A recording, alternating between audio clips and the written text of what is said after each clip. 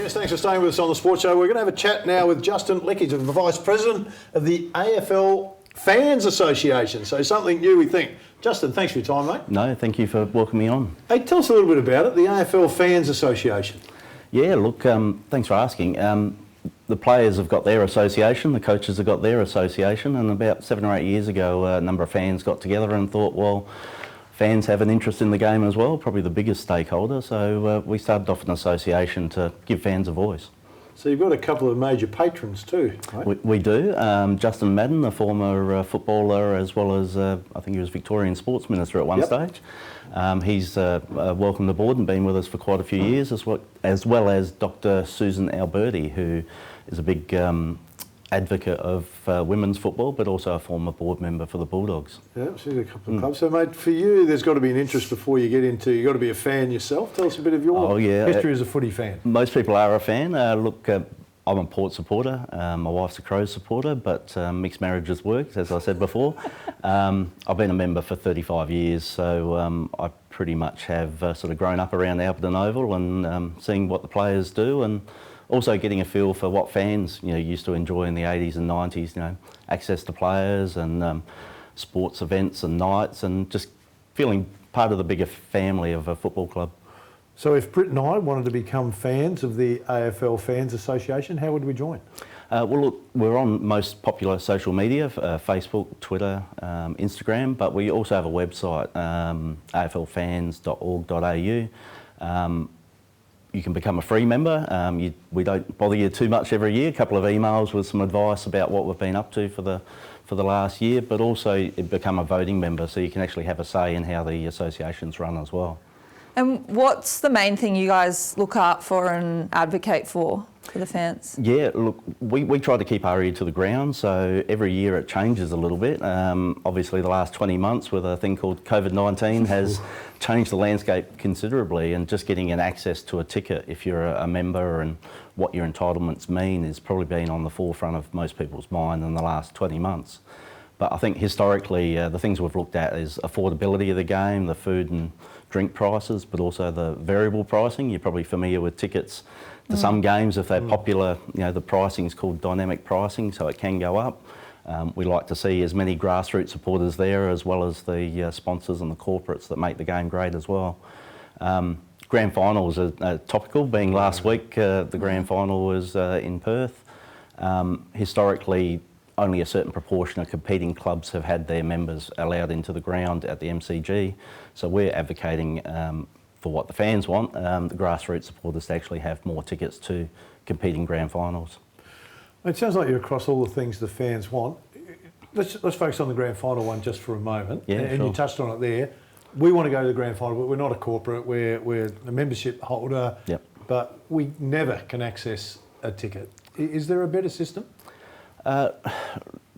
Systems are systems. They have to support the game. Obviously, corporates and sponsors are valuable to the game itself to make sure it's sustainable, and all the other things can happen during the year.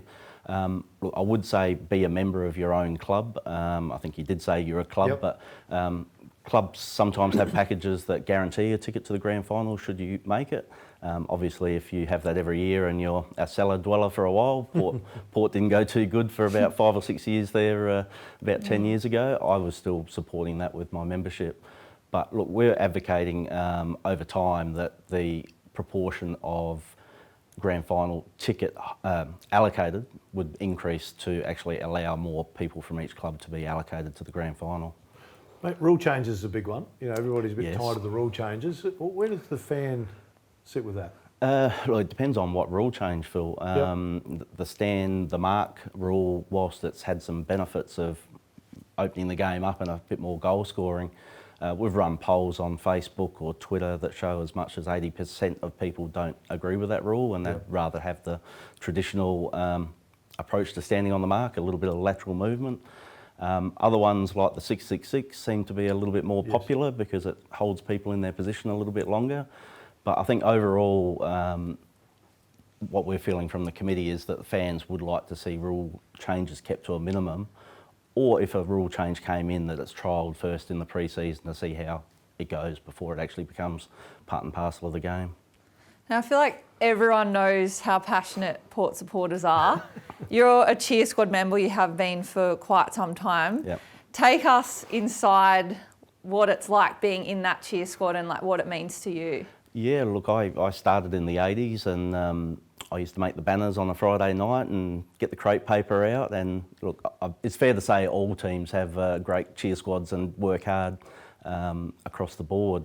In fact, we have a fans award each year that we award to different people, and someone from the Sydney cheer squad won it this year, Sarah Bears. So it is something that you either like or don't get used to being in the cheer squad, because these days, you know, we make the banners, we make there's raffles and game day contributions that we use to sponsor players, or we may make a financial contribution back to the club.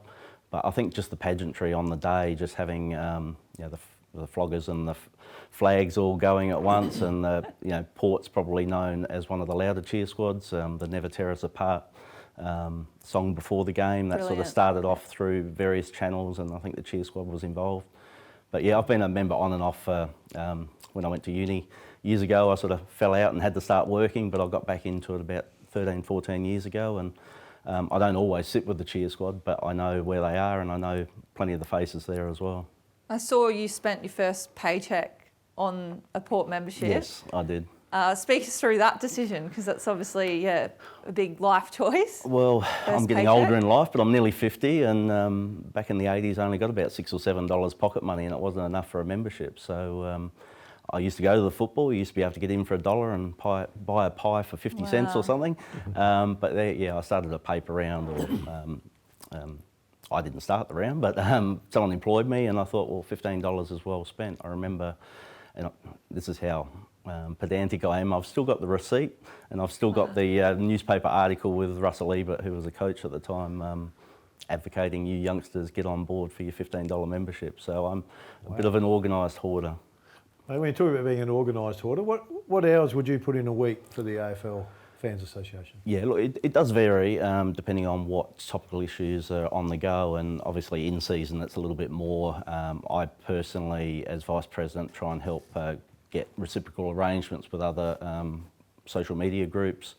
I also try to help post media articles that inform the fans on what's happening with ticketing, etc. I would say a good 10 hours a week on average, but some weeks I'm a little bit busy at work and I still have to put food on the table. So the off season we tend to reflect on what the year was and what we could do better, and we've just completed a fan survey that we had on Facebook to actually gauge what are the things fans want to know about, rather than us just trying to drive the agenda. We are there for the fans, so whatever they tell us, if we hear it enough, we'll pursue it, and we'll try and do something about it if we can. Okay, just quickly, because I'm getting the wind up, mate. What were some of the responses to that? To the survey, rule changes was a big one. Historically, affordability of going to the football, it's getting quite expensive unless you're in a very general admin seat. Some of the ticket prices have gone up over the years.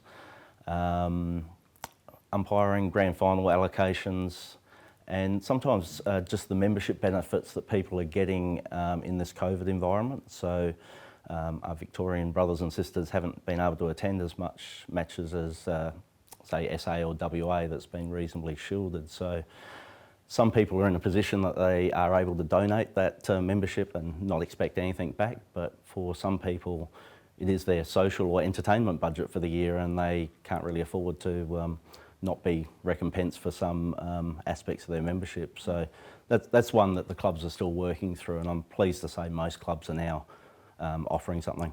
Hey Justin, really appreciate your time, mate. The AFL Fans Association, you need to get on the website, become a member. They're about 20,000 strong and growing rapidly. Stay with us, still plenty to come.